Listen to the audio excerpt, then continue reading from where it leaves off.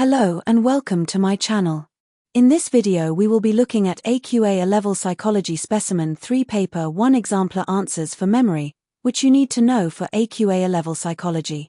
I hope you enjoy this video and find it helpful. Let's get started. Please note that these answers have been produced with knowledge of the mark scheme but have not been approved by the mark scheme themselves. There are 3 assessment objectives, AOs, in psychology. In this video they are color-coded. AO1 Knowledge, purple. AO2 Application, blue. AO3 Evaluation, red and green. Psychologists conducted a case study of patient X, an individual who developed severe amnesia following a car accident. Patient X has difficulty storing new long-term memories, though his short-term memory and his memory for events that happened before the accident are unaffected. Question 1. Evaluate the use of case studies, like that of patient X, in psychological research. 5 marks. A strength of case studies is that they allow researchers to collect rich in-depth qualitative data, which provides insight for further research. Case studies allow a researcher to investigate a topic in far more detail than might be possible if they were trying to deal with a large number of research participants, nomothetic approach, with the aim of averaging. Because of their in-depth, multi-sided approach, case studies often shed light on aspects of human thinking and behavior that would be unethical or impractical to study in other ways. Research that only looks into the measurable aspects of human behavior is not likely to give insight into the subjective dimension of experience, which is important to psychoanalytic and humanistic psychologists. This is a strength because it suggests that case studies can uncover unique and detailed insights into individual experiences that larger studies might miss. A limitation of case studies is that they lack population validity.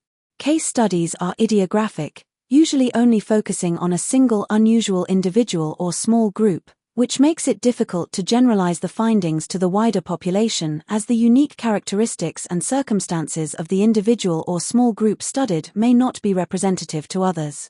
For example, if a case study focuses on the psychological effects of a traumatic event on a single person, the results might not apply to everyone who experiences similar trauma, since individual reactions can vary widely.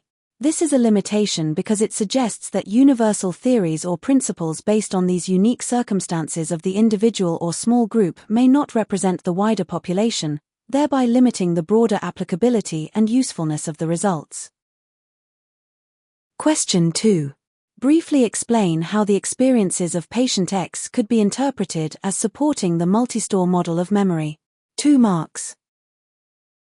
Patient X's experiences could be interpreted to support the MSM as his experiences suggest that STM and LTM are separate stores and are functionally different, as whilst patient X's STM is functioning normally, he is unable to retain new information in LTM, suggesting that the link between STM and LTM appears to have been cut.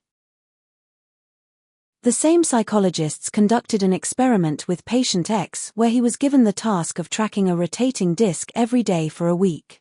It was found that patient X's performance on the task improved with practice, though he had no recollection of ever having done the task, and could not remember the names of the psychologists who conducted the experiment. Question 3. With reference to the experiment involving patient X, outline 2 types of long-term memory. 4 marks. One type of long-term memory is episodic memory, knowing when. These are memories of personal events and experiences, episodes, in a person's life, autobiographical, e.g. people, places, objects and behaviors, are all interwoven to produce a single memory. Patient X does not have episodic memory as he had no recollection of ever doing the task. A second type of long-term memory is semantic memory, knowing that. These are memories of facts and general knowledge that an individual has learnt. Patient X does not have semantic memory as he could not remember the names of the psychologists. Question 4. Discuss 2 differences between the types of long-term memory you have outlined in your answer to question 3, 4 marks. One difference between episodic memories and semantic memories is that episodic memories are time-stamped and linked to an event, whereas semantic memories are not time-stamped and linked to an event. A second difference between episodic memories and semantic memories is that episodic memories are associated with the prefrontal cortex of the brain and consolidation and storage is associated with the neocortex, whereas semantic memories are associated with the frontal and temporal lobes, with some psychologists arguing that the hippocampus is involved. Question 5. Outline retrieval failure as an explanation for forgetting. 3 marks.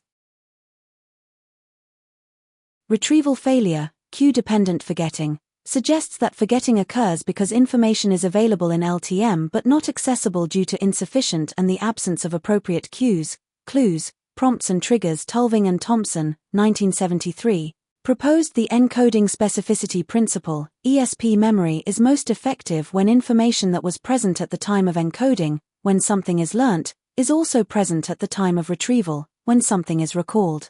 If the cues available at encoding and recall are different or even absent, there will be some forgetting.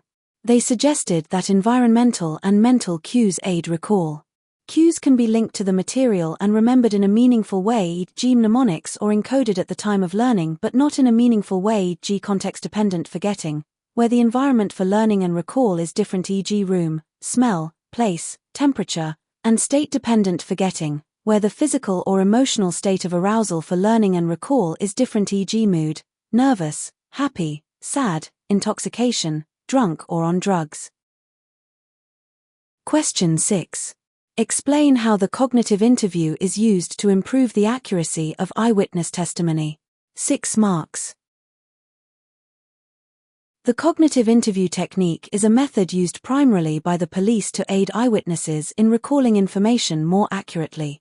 It is based on Tulving's beliefs that several retrieval paths exist to memory recall and information not accessible by one path may be available using varying methods of recall.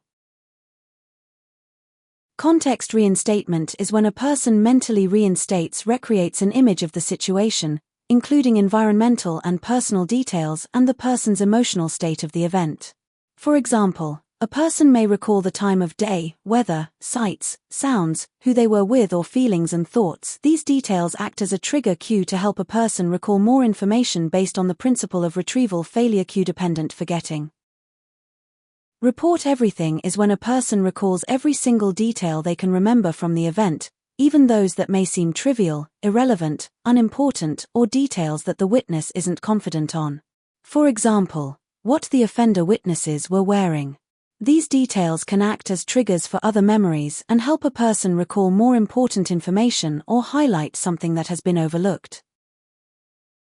Recall from changed perspective is when a person mentally recreates the situation from a different point of view and recalls the event from someone else's perspective.